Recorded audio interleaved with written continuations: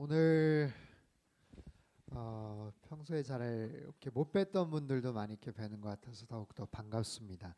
지난 주일날 저희가 창립 10주년 기념 예배 은혜 가운데 정말 잘 드렸습니다. 정말 이렇게 인상적이고 기억에 남는 예배였던 것 같아요. 또 추수감사의 어떤 의미도 좀 있고 저희가 할 수 있는 역시 예배는 희생이 있고 감사가 있고 준비가 있을 때 그 예배가 가장 풍성하고 또 우리 마음 가운데 정말 기쁨이 있는데 우리 차세대 아이들 정말 한 달 이상 열심히 준비해서 또 그렇게 하나님 앞에 영광 돌렸고 또 여러 가지 영상과 또 우리 찬양팀 특별히 우리 찬양팀 우리 이재용 목사님이 굉장히 많이 칭찬하셨어요. 토론토에서 집회를 큰 교회 토론토에 굉장히 큰 교회들이 많은데 큰 교회가 세 교회에서 초청을 하셔서 하루 그렇게 해서 이제 연합 집회를 이렇게 하셨는데 각 교회마다 2천 명, 3천 명 되는 굉장히 큰 교회고 성가대도 숫자도 되게 많았는데 우리가 훨씬 더 잘했다고 말씀을 하시더라고요. 캐나다에서 제일 잘하는 거 아니냐고 물어보시더라고요. 성가대 찬양팀 우리 교육부서 차세대 특손도 너무너무 좋았다고 얘기하시고 성도님들 앞에서 잘했다고 얘기하시는 거하고 저한테 개인적으로 잘했다고 얘기하는 거하고 틀리거든요. 근데 저한테 개인적으로 잘했다고 하는 건 정말로 잘했다고 얘기를 하시는 거예요. 근데 정말 너무 좀 기뻤고 또 이 자리에서 또 우리 이재용 목사님 사실 원래 굉장히 피곤하셔서 3시에 원래는 이렇게 계획을 해놨다가 2시 반으로 좀 당겨서 좀 빨리 좀 끝내고 좀 쉬셨으면 좋겠다는 요청을 하셨는데 생각보다 훨씬 더 길어지셨어요. 이렇게 막 신이 나셔서 많이 얘기를 하시더라고요. 나중에 제가 저녁 먹으면서 얘기했더니 본인도 너무 좀 이렇게 피드백도 좋고 성도님들 이렇게 반응도 좋고 그래가지고 아무튼 너무 행복한 시간이었다고. 아무튼 밴쿠버 온누리교회 계속해서 좀 하나님의 큰 은혜와 또 부흥이 있을 거라고 이렇게 축복해주고 가셨어요. 아무튼 큰 위로가 됐고 힘이 됐고 온누리 교회 너무 자랑스러운 교회고 계속해서 여러분 생각날 때마다 온누리 교회 비전을 위해서 또 우리 이재현 담임 목사님 위해서 같이 좀 기도했으면 합니다. 네, 오늘 우리에게 주신 하나님의 말씀 같이 보죠. 이사야서 65장 17절에서 25절까지 말씀입니다. 이사야서 65장 17절에서 25절까지 말씀. 우리 자막도 훨씬 더 크게 이렇게 보이는 것 같은데 우리 한 절씩 읽죠. 제가 먼저 17절 읽겠습니다.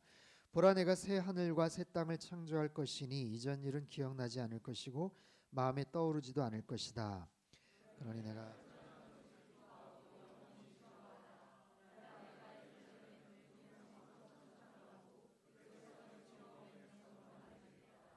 그래서 내가 예루살렘을 보고 기뻐하고 내 백성을 보고 즐거워할 것이니 울음소리와 절규가 그 안에서 더 이상 들리지 않을 것이다.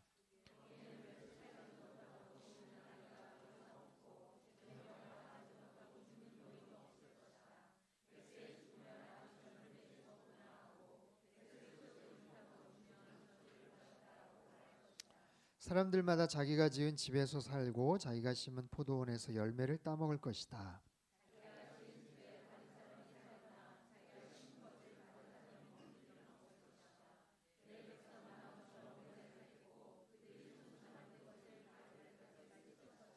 그들은 헛고생을 하지 않을 것이고 불행의 씨앗이 될 자식은 낳지 않을 것이다.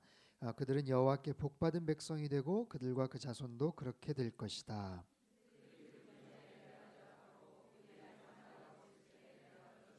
같이 읽지요. 늑대와 어린 양이 함께 풀을 뜯고 사자가 소처럼 집단을 먹으며 뱀이 흙을 먹을 것이다. 그들이 내 거룩한 산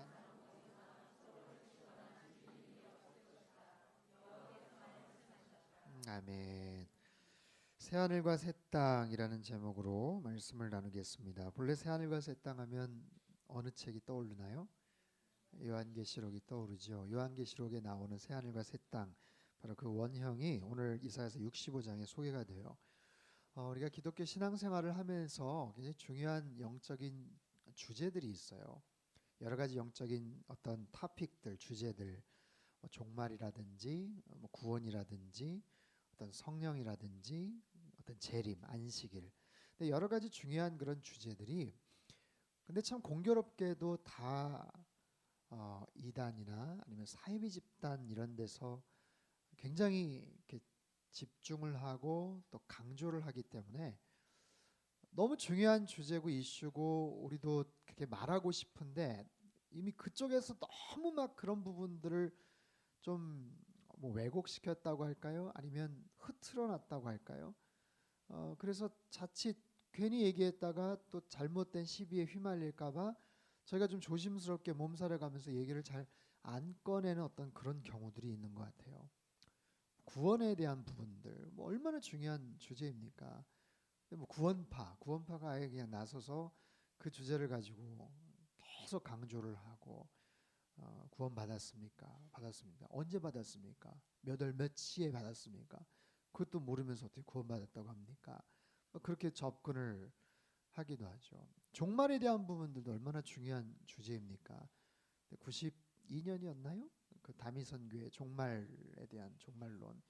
뭐 여전히 요즘도 막 그런 이제 이야기들을 하는 어, 이단 사이비 집단도 있죠. 공동체도 얼마나 중요한 주제예요. 근데 70년대 그 박태선 장로의 신앙촌 같은 이제 공동체, 그래서 어떤 공동체에 대한 아주 부정적인 그런 이미지들을 갖게 되었어요. 온누리 교회에서는 그래도 성령에 대한 부분들이 굉장히 많이 강조가 되지만 어, 정말 자라보고 놀란 가슴 소뚜껑 보고 놀란다고 조금 이제 경직된 어떤 장로교 교단이나 이런 데서는 그런 부분들 때문에 좀 쉽게 성령에 대한 부분도 이렇게 편하게 얘기를 잘 못하는 부분들이 있어요. 굉장히 극단적인 어떤 성령 운동하는 분들. 안식일, 안식일도 얼마나 중요한 주제입니까? 제7일 안식일 같은 그런 경우. 그래서 직접적으로 기독교에서 다루기가 굉장히 한 번쯤 눈치 보고 좀 꺼리끼지는 어떤 그런 개념이 되어버렸어요. 또 그 중에 한 주제가 바로 이 새하늘과 새 땅. 새하늘과 새 땅을 줄여서 말하면 뭐죠? 신천지죠. 신천지입니다. 신천지. 신천지, 뉴 헤븐 뭐라고 요즘 아무튼 뭐 자기네들끼리 얘기를 하는데 이런 거 신천지 요즘 뭐 엄청나게 기승을 부리죠. 84년인가 시작을 했는데 벌써 10만 명이 넘게 이렇게 돼 있고요. 굉장히 왕성하게 활동을 하고 제가 한번 대전에 있었을 때 예배 마치고 어떤 분이 이렇게 로비에서 막 인사하는데 오늘 예배 너무 좋았습니다. 은혜 받았습니다 하면서 뭐 서류봉투 같은 거 하나 저한테 줬어요. 그래서 이거 꼭 보시라고. 그 뭐 인사하는데 제가 뭐예요? 그랬더니 우리 총회장님께서 이렇게 꼭 보시라고 목사님한테 드린 거라고. 약간 이상해서 어디 그랬더니 예 신천지요 하면서 이렇게 딱 그걸 너무 태연하게 버젓이 저한테 얘기를 하는데 제가 순간 사실 얼음이 됐어요. 이거 어떻게 해야 되나? 이 사람 어떻게 해야 되나? 사람들 막 뒤에서 이제 인사를 해야 되고 막 그러는데 이 사람 막 붙잡아야 되나? 우리 부목사님들이랑 누구한테 얘기해서 이놈 잡아라 뭐 이래야 되나? 어떻게 제가 해야 될지를 순간 모르겠더라고요. 근데 아무튼 그 어간에 전국에 한 뭐 거의 1000여 개, 1500개 되는 교회에 한 달 단위로 다 찾아가지고 이렇게 목사님들한테 그 동영상 뿌리고 막 그랬다고 그러더라고요. 그 분당 우리 교회 이찬수 목사님은 당회장실에 찾아가서 면담을 요청해서 딱 앞에 앉아놓고 이거 꼭 읽어보시고 들어보세요. 그래서 그 목사님도 완전히 그냥 멘붕 상태. 나를 뭘로 보고 막 우리 교회를 뭘로 보고 뭐 그러냐고. 그러니까 요즘은 신천지 출입을 금지합니다. 해가지고 막 써붙이고 막 그러잖아요. 우리 오바데 목사님이 그 SFU랑 또 더글라스 칼리지랑 큐티 막 공동체 우리 청년들하고 하는데 SF에도 그렇게 신천지가 들어와서 거기는 캐나디안들 아니면 다른 이렇게 언어권에 있는 사람들한테 한글 가르쳐 주겠다 뭐 이러면서 접근을 한다고 그러더라고요. 여러분 이 사람이 굉장히 똑똑한 것 같은데 잘못 거기 빠져들면요 잘 헤어나지를 못합니다. 인터넷 같은 데 한번 쳐보세요. 그게 왜 잘못됐어요? 그 사람들이 우리 신천지 뭐 자꾸만 공격하는데 뭐 제대로 알지도 못하고 그런다고. 한번 잘못 빠지면 그렇게 돼요. 거기서 말하는 게 뭐예요? 계속해서 요한계시록 얘기하죠. 예수님을 믿음으로 구원받는 게 아니라 사도 요한과 같은 사명자를 통해서 요한계시록을 해석하고 거기에만이 참된 진리가 있다라고 얘기를 해요. 그러면서 또 다른 보혜사 성령님인데 또 다른 보혜사를 이만희 교주로 그렇게 얘기하죠. 그리고 요한계시록에 나오는 승리자, 이긴 자, 일곱 그 말을 타고 그 일곱 교회의 어떤 그 별을 지닌 그 이긴 자로서의 어떤 그 상징적인 어떤 대상을 그 교주로 그렇게 얘기를 합니다. 굉장히 무서워요. 그래가지고 자기네들끼리 성경 이렇게 공부하고 그래서 어느 기간 끝나면은 사각모 씌워가지고 자기네들끼리 수료식도 하고 그렇게 해서 파송을 합니다. 그래서 다른 교회 이렇게 파송을 해요. 파송해가지고 특별히 어려운 교회 가서 조용히 잠입해서 성경 공부하고 아니면 봉사하고 그렇게 해서 신임을 얻어놓은 다음에 교회에 좀 분란을 일으키죠. 그래서 교회 목사님이나 이런 분들하고 리더십하고 갈등이 있는 어떤 구도 속에서 그것들을 막 연출을 해나가요. 그러다가 교회가 깨지고 그래서 목사님이 나가거나 그러면 그동안 얻은 그 신뢰를 가지고 목사님 새로 오시기 전에 제가 아는 선교사님이 어디 아프리카 여기서 있다가 지금 잠깐 안식년차 오셨는데 그분 잠깐 오셔서 이렇게 말씀도 좀 전하시면 어떨까요? 그렇게 가지고 슬쩍 데리고 들어와요. 일명 산옮기기 프로젝트. 그렇게 해서 아예 거기서 이렇게 신임을 얻은 다음에 아예 그냥 교회를 집어삼키는 거예요. 그냥. 그래서 최근에 타겟이 좀 바뀌었죠. 큰 교회, 대형 교회인데 후계자 문제 아니면 후임자 문제로 막 분란이 있고 그런 교회들이 아예 조직적으로 들어가서 아예 큰 교회를 그냥 넘어뜨리는 그런 모습들. 자, 이번에 주한장로교회 그 담임 목사님 대신 조승중 목사님 이제 만나서 같이 교제할 시간이 있었는데 그 교회도 선임 목사님, 후임 목사님 그 오는 기간 동안 한 1년 6개월인가요? 굉장히 어려움이 막 있었어요. 근데 아무튼 그 기간 동안 좀 갈등이 있는 그 사이에 아무튼 막 그냥 막 어지럽혀가지고 5천 명 정도가 빠져나가고 막 그랬다 그러더라고요. 그러니까 지금 다시 많이 이렇게 회복이 되고 막 그랬는데 오늘은 뭐 이렇게 이단에 대한 뭐 강의를 하려고 하는 건 아니고요. 뭘 느끼냐면 새하늘과 새 땅 주님께서 분명히 약속하시고 분명히 말씀하신 부분인데 우리가 때론 너무 나이브하게 안이하게 이렇게 바라보기도 하고 그리고 거기에 대한 분명한 하나님의 말씀에 대한 확신을 우리가 갖지 못하는 경우가 많은 것 같아요. 새하늘과 새 땅에 대한 부분들 특별히 요한계시록이 하나의 전형으로 소개가 됐던 이사야서 65장에 나온 새하늘과 새 땅은 과연 어떤 곳인가 세 가지로 오늘 본문에서 말씀을 하고 계시는데 첫 번째 새하늘과 새 땅은 기쁨과 즐거움이 충만한 곳이라고 말씀을 하세요. 우리 17절부터 19절까지 말씀 한번 읽어보죠. 17절부터 19절 말씀 시작. 보라 내가 새하늘과 새 땅을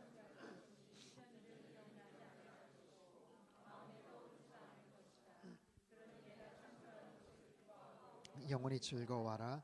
보라 내가 예루살렘을 기쁨의 성읍으로 창조하고 그 백성을 즐거움의 백성으로 만들겠다. 그래서 내가 예루살렘을 보고 기뻐하고 내 백성을 보고 즐거워할 것이니 울음소리와 절규가 그 안에서 더 이상 자, 새하늘과 새 땅은 어떤 곳인가요? 기쁨과 즐거움이 충만한 곳이에요. 사실 이 이사야서의 예언의 말씀은 바벨론 포로 가운데 있었던 이스라엘 백성들에게 전해졌던 위로와 소망의 메시지입니다. 지금 우리가 포로 상태에 있지만 장차 도래할 회복, 장차 도래할 독립, 자유 그것을 꿈꾸면서 그날이 오면 우리 민족이 다시 한번 노래할 것이다. 회복될 것이다. 기뻐할 것이다. 즐거워할 것이다. 우리나라 일제 강점기 시대 때 많은 시인들, 문인들이 조국 대한 독립 만세, 조국 광복을 위해서 아무튼 그렇게 노래를 했던 바로 그런 모습들과 마찬가지죠. 여러분 심훈이라는 작가 있죠. 그날이 오면이라는 시가 있어요. 그날이 오면 그날이 오면 삼각산이 일어나 더덩실 춤이라도 추고 그날이 오면 그날이 오면 한강물이 뒤집혀 용솟음 칠 그날이 오면 이 목숨이 끊기기 전 와주기만 한다면 나는 밤하늘에 나는 까마귀와 같이 종로의 인경을 머리로 들이받아 울리우리다. 종로에 있는 큰 그 종을 자기의 머리로 피투성이가 되더라도 그것을 들이받아서 그 기쁨을 표현하겠다는 시인의 감격적인 그런 고백이죠. 조국 독립 자유와 해방의 날을 고대하는 그런 민족 시인의 바람이에요. 오늘 본문도 비슷한 감정이 담겨져 있어요. 바벨론 포로상에 있었던 그 민족 조국 이스라엘이 분열되고 흐트러진 상황 속에서 다시 치유가 되고 회복되기를 소망하는 바로 그런 메시지. 바로 이것이 선지자가 말하는 새하늘과 새 땅의 모습이에요. 기쁨과 즐거움이 충만한 곳, 포로되었던 자들에게 자유가 있는 곳, 절망하고 낙심한 자들에게 다시 한번 기쁨과 소망의 메시지가 충만한 것. 이것은 비단 이스라엘이 회복되만 누리게 될 모습이 아니에요. 메시아의 도래, 궁극적인 삶과 새 땅이 이 땅에 오면 나타날 바로 그런 모습. 왕 대신 예수님 그리스도 메시아가 이 땅에 오면, 그 천국 새 하늘과 새 땅이 오면 임하는 모습. 기쁨과 즐거움. 기쁨이 있다는 것, 즐거움이 있다는 건 뭐예요? 반대로 슬픔이 없다는 거예요. 아픔이 없다는 거예요. 아까 읽었던 19절에도 보면 더 이상 울음소리가 없을 것이다. 더 이상 절규가 그 안에서 없을 것이다. 고통이 없을 것이다. 아픔이 없을 것이다. 기쁨과 즐거움만 가득 찰 것이다. 왜 고통이 없을까요? 왜 아픔이 없을까요? 울음이 없을까요? 그곳은 죄가 없기 때문에 그래요. 악이 사라진 곳이기 때문에 그렇습니다. 이 땅의 모습을 보십시오. 얼마나 모순되고 얼마나 뒤엉킨 악하고 아픈 모습들이 많습니까? 아프고 분열되고 상처나고 눈물과 아픔들. 왜요? 악이 있기 때문에, 죄가 있기 때문에, 욕심이 있기 때문에, 누군가의 어떤 욕심이 있기 때문에 그곳에서 아픔이 있고 그곳에 슬픔이 있는 거예요. 그러나 악이 사라지고 죄가 사라진 상태에서 온전한 기쁨과 만족한 상태를 가리켜서 새하늘과 새 땅이 임할 것이다. 이미 악인들을 다 처단하셨어요. 이미 모든 죄를 예수 그리스도의 보혈로 덮어져 버린 그런 상태예요. 그런 상태에서 하나님이 천지를 처음 창조하시고 나서 보시기에 좋았더라, 보시기에 심히 좋았더라 하셨던 말씀처럼 기쁨과 즐거움이 가득 찬 곳.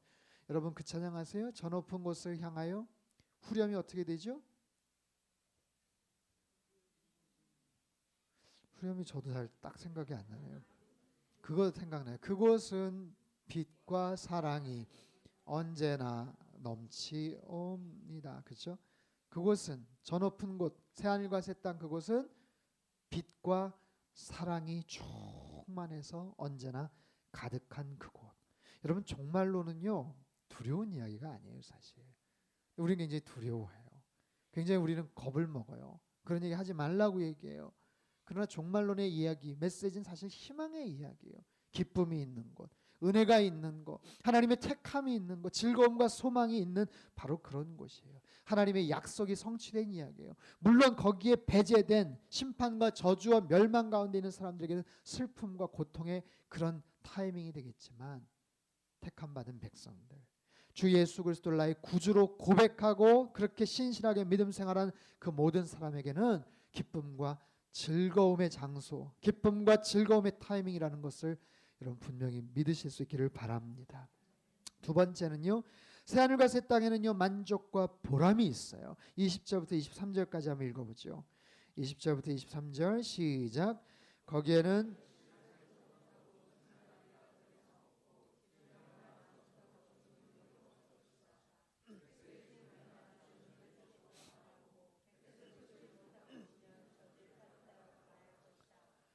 사람들마다 자기가 지은 집에서 살고 자기가 심은 포도원에서 열매를 따먹을 것이다. 자기가 지은 집에 다른 사람이 살거나 자기가 심은 것을 다른 사람이 먹는 일은 없을 것이다. 내 백성은 나무처럼 오래 살겠고 그들의 손수 만든 것을 다를 때까지 쓸 것이다. 그들은 헛고생을 하지 않을 것이고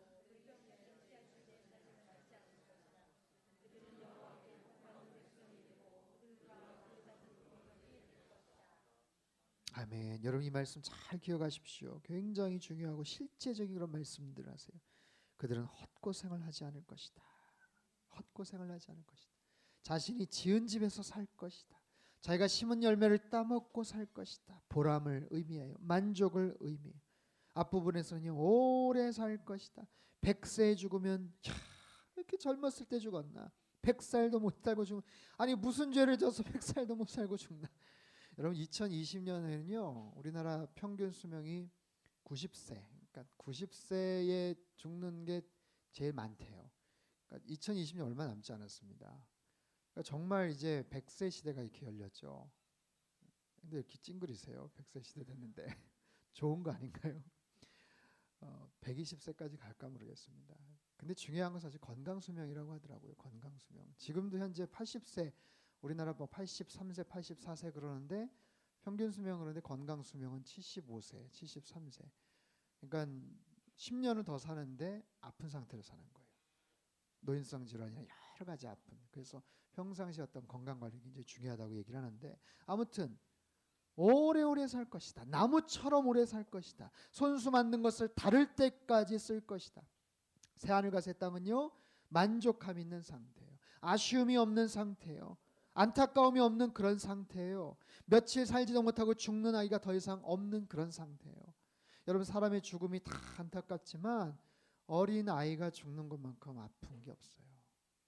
소아병동에서 어려서 그냥 소아암에 걸려서 머리 빡빡 깎고 그냥 쾌한 모습으로 살아가는 그런 어린 아이들 보면 너무너무 가슴이 아파요. 정말 그런 모습이 없을 것이다. 헛수고를 하지 않을 것이다. 농사를 짓고 나서 자신이 결실을 못하는 경우가 없을 거야. 얘기하세요. 힘센 부족에 뺏기고 강탈당하는 것. 여러분 그것처럼 속상한 게 어디 있어요. 내가 땀 흘렸는데 내가 수고했는데 그것을 빼앗기는 거예요. 때론 폭력으로 때론 강도로 사기로 요즘 같으면 뭐 교묘한 보이스피싱이나 여러 가지 그런 것으로 막 빼앗기는 일들. 얼마 전에 뭐 중국의 어린 아이들 안구 적출해가지고 막 어떻게 그런 일이 벌어집니까? 장기 밀매하고 어떻게 그런 일들이 벌어지겠어요? 뭐에다 쓰려고? 그 돈 뭐에다 쓰려고? 다 유흥비로 탕진하는 거예요. 여러분 얼마나 정말 악합니까? 일을 하지 않고 남의 돈을 빼앗고 남의 신체를 그렇게 그냥 악을 행하는 그런 모습들. 여러분 사람에게 있어서 가장 큰 행복은요 불로소득이 아니에요. 내가 땀 안 흘리고 아싸 어떻게 가지고 횡재를 했다. 그게 행복이 아니라 내가 일한 것에 대한 정당한 대가만큼 땀 흘린 것에 대한 대가만큼 거기서 얻어지는 것 그것이 행복이라고 말씀하세요. 시편 128편 1절이죠. 우리 추가 본문인데 같이 한번 읽어볼까요? 시작. 여호와를 경외하는 사람은 누구나 그분의 길로 행하는 사람은 누구나 복이 있다. 내가 내 손으로 수고한 것을 먹을 것이요 내가 행복해지고 잘 되리라. 보세요. 여호와를 경외하는 사람은 복이 있다고 말씀하시는데 그 복이 어떤 거냐면 네 손으로 수고한 것을 먹는 것이 복이라는 거예요. 네가 땀 흘린 것, 네가 노동한 대가를 얻는 것이 복이다. 네가 행복해지고 잘 될 것이다. 불로소득이 아니라 나는 10을 뿌렸는데 100, 1000을 구하는 것 그것이 행복이 아니라 내가 정말 뿌린 대로 거두는 것 그리고 뿌릴 수 있는 여건이 있는 것 건강이 있는 것 일할 수 있는 환경과 토대가 있는 것 그게 행복이라고 말씀을 하세요. 혹시 로또 사시는 분 계세요? 당첨돼서 헌금도 좀 많이 하시고 당첨되면 좋겠죠. 행운이라고 얘기하죠. 행복이라고 말하진 않죠. 행복하겠다라고 얘기는 잘 안 할 거예요. 여러분도 그런 기사들 많이 보셨죠. 오히려 거금에 횡재를 해서 더 삶이 피폐해지고 더 아주 이상한 모습으로 그냥 인생이 꾸겨지고 어려워지는 경우들. 갑작스럽게 막 생긴 그 돈 때문에 신변의 위협을 느끼는 사람들. 정말 그 통장에 그것 로또 1등 당첨돼 가지고 찾아오는 사람들 사인을 하는데요. 그 사인을 주로 이렇게 맡았던 분이 어디 신문에서 그러더라고요. 벌벌벌 떤대요. 벌벌벌. 그 사인 수령해 가면서 벌벌벌 떤대. 좋아 죽는 게 아니라 어쩔 줄을 몰랐는데 이걸 어떻게 해야 될지 모른대요. 그 뒤로 다 끊죠. 관계 다 끊고 어디로 피신하고 그러죠. 행운이라고 말할 수는 있지만 행복이라고 말할 수는 없어요. 높은 권력, 높은 권자에 오르는 것 많은 사람들이 부러워할 수 있고 좋아하고 행운이라고 말할 수 있지만 행복을 보장짓지 않는 것과 마찬가지입니다. 가장 행복한 것은 내가 땀 흘려 노력한 것에 대한 정당한 대가를 거두는 것 노력한 대로 땀 흘린 대로 수고한 대로 얻는 것 바로 기쁨과 만족 새하늘과 새 땅에서 누릴 행복이라고 말씀하세요. 하지만 여러분 이건 상징이에요. 새하늘과 새 땅에서 일하지 않습니다. 사실 새하늘과 새 땅에서는 뭐 노동하거나 그런 거 없어요. 그냥 하나의 비유예요. 그곳에서 얻어질 충만한 만족감 그것을 비유하는 상징이에요. 오늘 이 시대가 이해할 수 있는 하나의 이미지예요. 모든 사람들이 충만한 만족을 누릴 수 있는 그런 상태를 얘기하는 거예요. 충만한 만족, 더 이상 부족함이 없는 그런 상태. 몇 주 전에 제가 시편 24편 말씀 가지고 같이 나누지 않았습니까? 여호와를 나의 목자로 고백하는 사람들 부족함이 없으리로다. 아멘. 하나님을 나의 목자로 고백할 때 그 하나님이 나의 모든 부족한 것을 다 채워주기 때문에 그게 아니라 주님이 나의 목자가 되기 때문에 그분이 인생의 나의 목자가 되고 주인이 되기 때문에 내 필요한 모든 것, 가정의 모든 것, 경제적인 것, 아이들, 뭐 학교 문제, 진로 문제 그거를 기가 막히게 내가 생각하고 기대한 것 이상으로 채워져서가 아니라 부족함을 느끼지 못한다는 거예요. 부족함을. 필요한 게 여전히 있겠지만 물론 적절하게 하나님이 채워주시겠지만 옛날에는 내가 생각하고 소망했던 것만큼 채워지지 않으면 이 정도 채워졌는데도 불구하고 감사하지 못하고 푸덜거리고 불평했던 인생이라면 그분으로 완전히 만족해야 되니까 더 이상 불평하지 않는 상태, 완전히 배불리워진 그런 상태, 산의 진미가 눈앞에 있어도 이미 배가 꽉 차 있으면 더 이상 입맛이 당기지 않고 젓가락이 가지 않는 바로 그런 상태. 주님이 나에게, 그분이 내 안에, 내가 그분 안에 완전히 합일된 충만한 상태가 될 때는 더 이상 그것 때문에 내가 결핍을 느끼지 않는다는 거예요. 세상적인 관점으로 볼 때는 저 사람 뭐가 저렇게 신난다고 그래? 아직도 부족한 거 투서이고 교회 열심히 다녀도 아직까지 뭐 별 볼 일 없어 보이고 우리 애들보다 더 뭐 이런 얘기 안만 있어도요. 알 수 없는 그런 평온함과 만족함이 있다라는 거예요. 새하늘과 새 땅에서 누릴 수 있는 참된 만족과 그런 기쁨, 평온함을 저와 여러분도 동일하게 누리며 사실 수 있기를 바랍니다. 세 번째는요. 새하늘과 새 땅의 특징, 회복이 있다 말씀하세요. 24절 25절 같이 한번 읽죠. 24절 25절 시작. 그들이 부르기 전에 내가 대답하고 그들이 아직 말하고 있을 때 내가 들어주겠다. 늑대와 어린 양이 함께 풀을 뜯고 사자가 소처럼 집단을 먹으며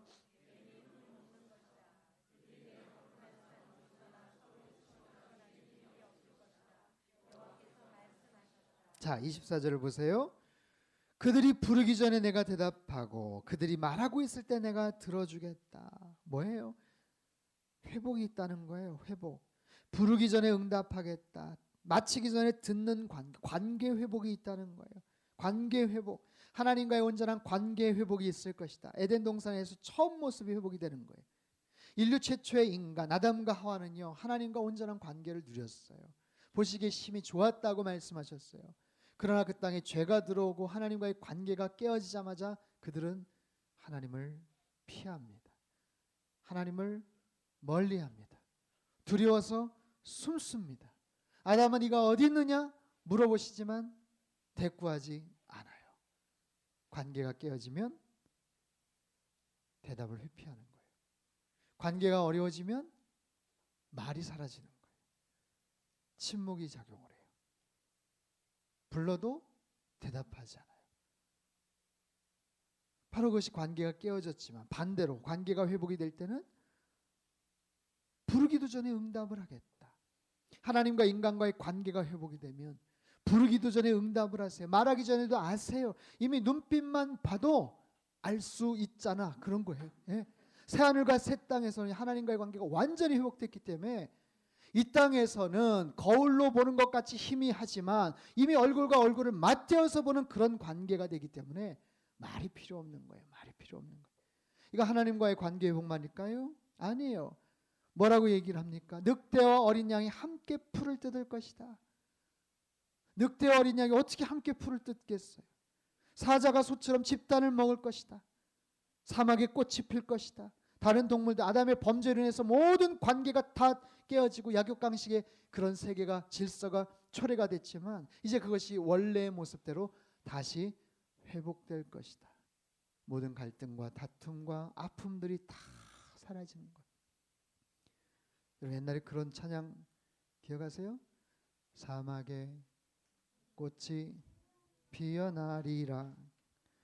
그죠? 반주 한번 해주실래요? 가사가 혹시 뜨나요?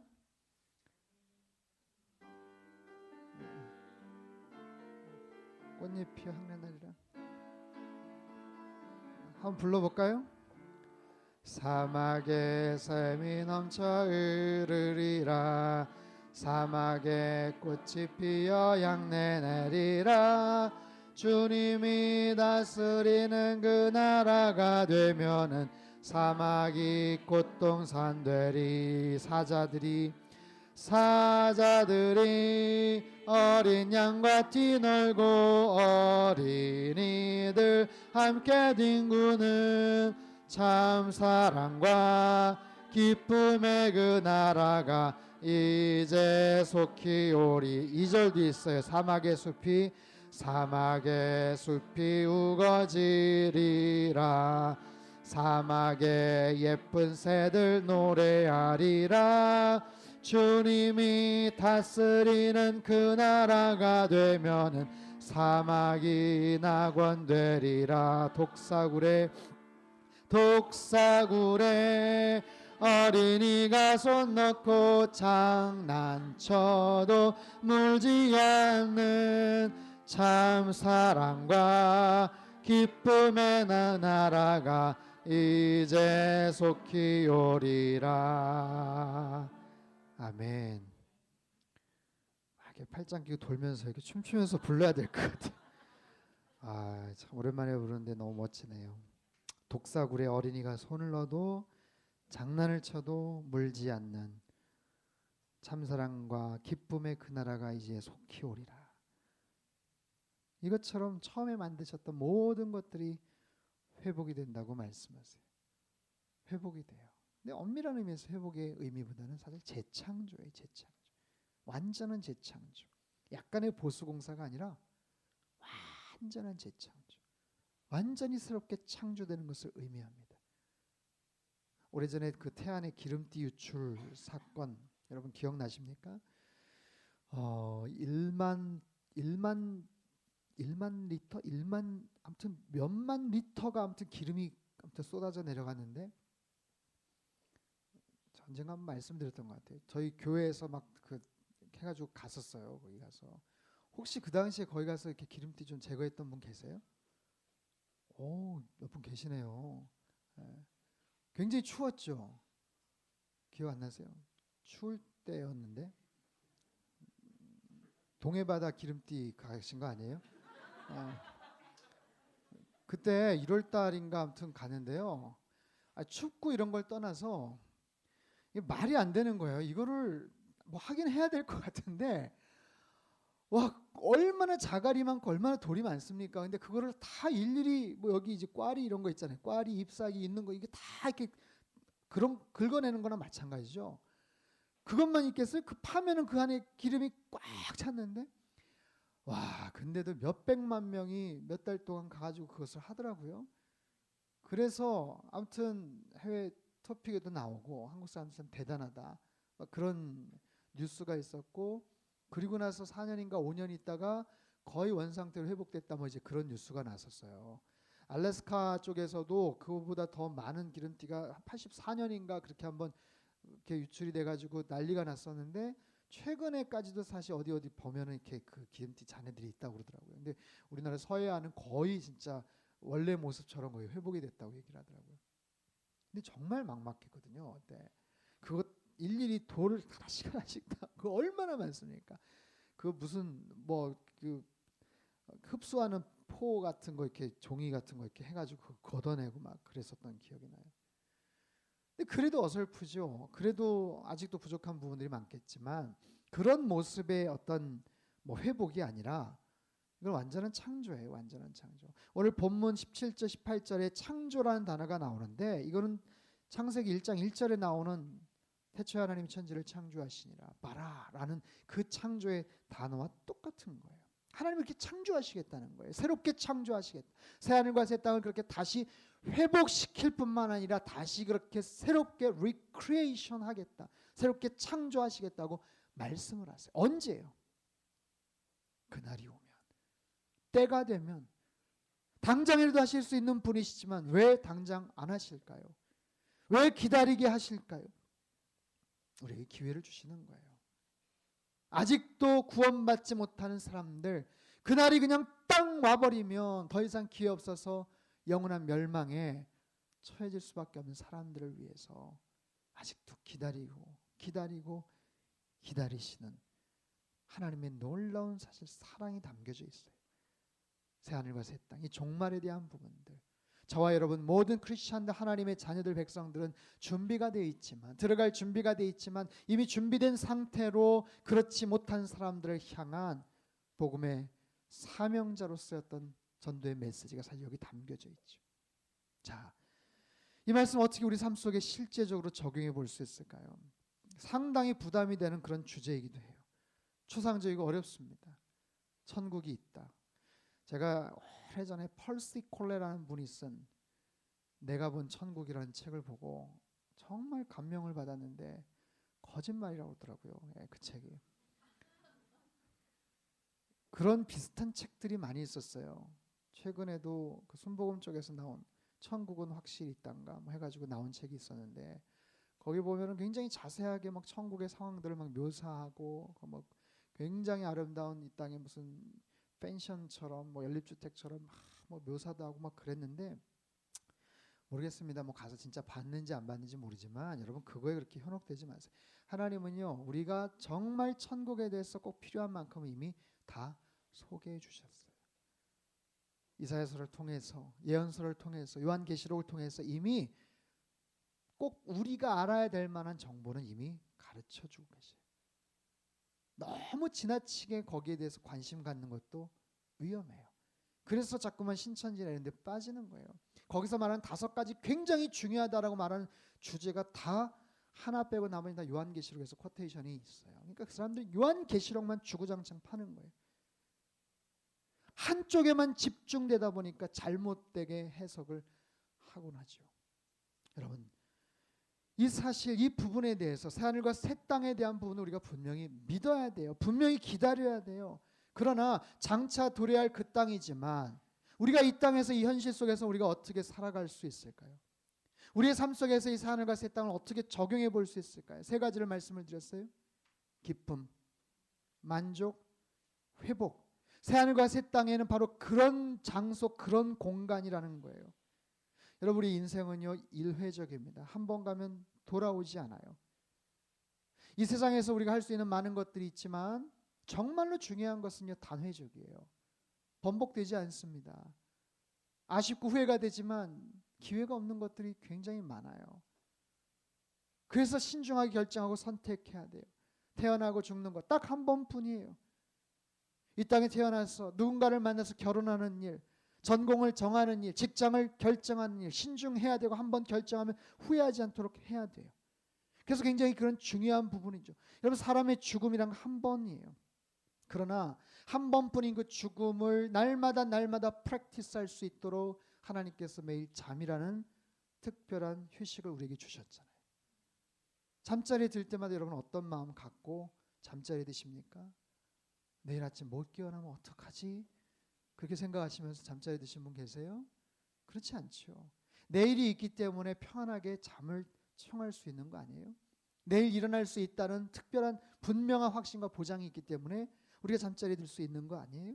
하루의 삶을 마감하면서 반성하기도 하고 감사하면서 내일은 더 열심히 살아야 되겠다라고 다짐하면서 살아갈 수 있는 거 아니에요?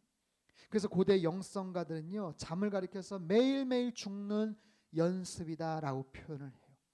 우리의 삶 속에서 그런 모습으로 연습하고 프랙티스할 수 있는 부분들이 참 많습니다. 저희 교회는 한 달에 한 번씩 성찬식을 하죠. 여러분, 성찬의 가장 중요한 의미가 뭘까요? 예수님의 살과 피, 나를 위해서 대신 죽으신 예수님의 그 희생을 우리가 기념하고 기억하는 거죠. 그 성찬이 굉장히 중요한 의미예요. 그러나 성찬의 또 다른 중요한 의미는요, 장차 도래할 천국에서 우리가 맞이하게 될 천국 잔치에 대한 하나의 예표입니다.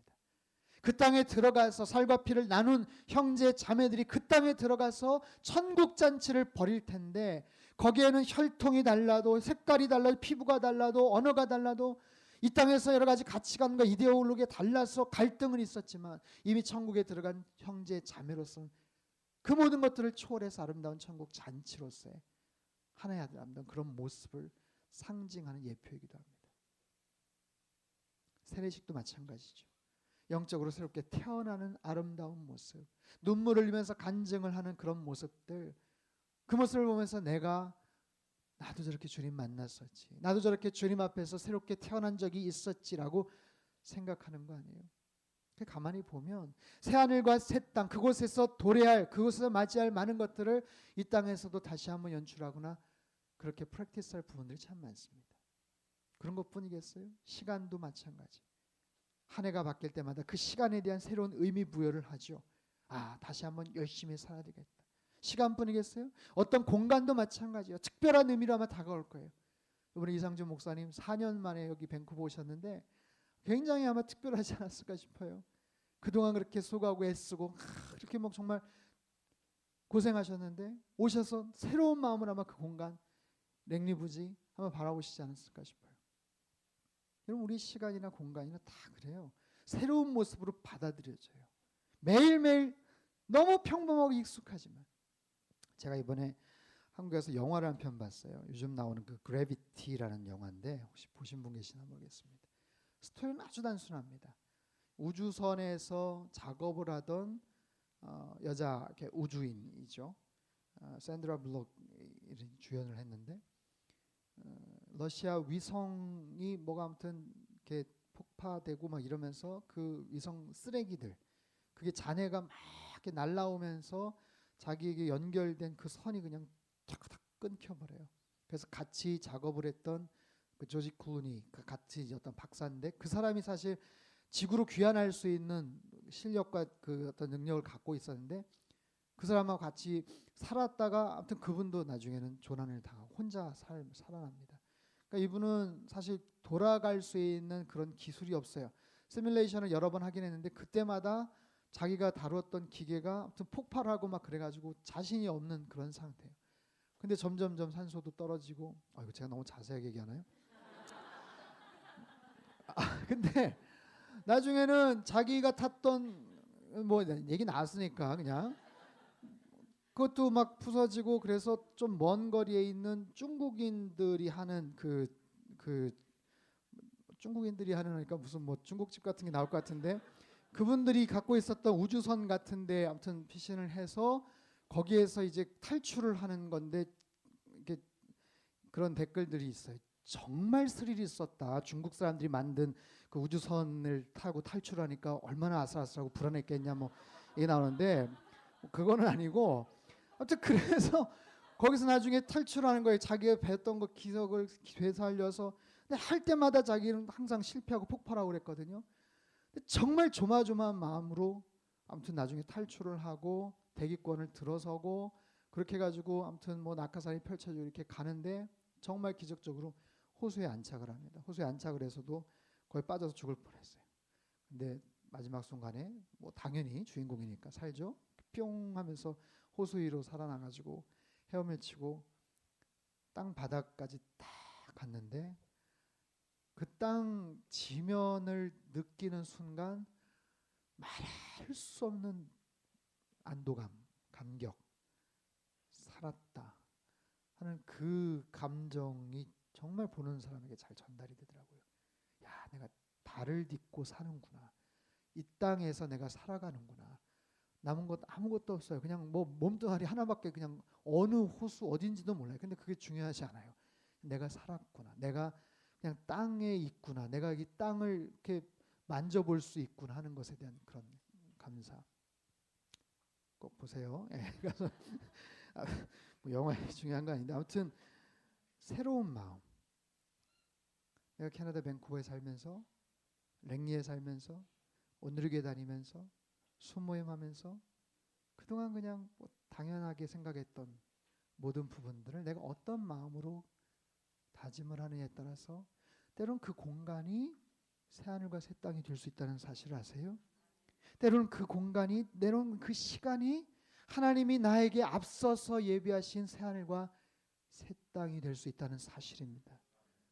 장차 우리가 들어가겠지만, 장차 정말 완전히 복원되고 회복된, 창조된 그곳을 들어가겠지만 이 땅에서도 주님은 그것을 누리며 살기를 원하세요. 저는요 10주년 온누리교회 우리 감사 예배 드리고 나서 너무 멋지잖아요. 너무 정말 기분 좋았어요. 너무 흡족했고 담임 목사님이 오셔서도 물론 그랬지만 너무 정말 풍성하고 아름답고. 근데 그럼 이제 앞으로 어떻게 해야 되지? 그런 생각이 좀 들더라고요. 앞으로는 어떻게 될까요? 11주년 이제 준비할까요? 목사님이 얘기하신 대로 앞으로 그 비전 따라서 우리가 살아가야 되겠지만, 여러분 하나의 어떤 획을 긋는 기점이 되면 좋겠다라는 생각이 들더라고요. 10주년 동안 하나님께서 많은 우여곡절과 어려움 속에서 여기까지 인도하셨는데, 그 10주년에 대한 감사를 하나님 앞에 마음껏 기뻐하면서 우리가 찬양을 했다면, 앞으로 살아가야 될 곳은 어쩌면 주님께서 오늘 약속하신 새하늘과 새 땅의 모습이 오늘 우리 밴쿠버 온누리교회 안에 있어야 되고요, 우리의 삶 가운데 있어야 되고요, 우리의 마음가짐 가운데 더 있어야 돼요. 한 단계 뭔가 성숙된 모습으로, 뭔가 새로운 모습으로, 변화된 모습으로 앞으로 우리가 그렇게 살아가야 될 줄로 믿습니다. 우리 교회뿐만 아니라 여러분의 가정 안에서도, 여러분의 일터 가운데서도 새하늘과 새 땅에 함께한다는 세 가지 기쁨이 항상 넘쳐날 수 있기를 축원합니다. 주님을 나의 목자로 섬기고 삶으로 말미암아 부족한 것이 없는 삶을 누리실 수 있기를 바랍니다. 뿐만 아니라 하나님과의 관계, 이웃과의 관계, 모든 깨어진 것의 관계가 회복되는 놀라운 은혜가 있기를 바랍니다. 저와 여러분의 삶 가운데, 우리 밴쿠버 온누리교회 이제 10년 이후에 살아가는 우리의 삶 속에 하나님이 축복하신 새하늘과 새 땅의 아름다운 모습들이 곳곳에서 펼쳐져 나갈 수 있기를 주님의 이름으로 축원합니다. 우리 같이 한번 찬양하고 기도하겠습니다. 내는 주의 영광을 보내. 우리 같이 찬양할까요?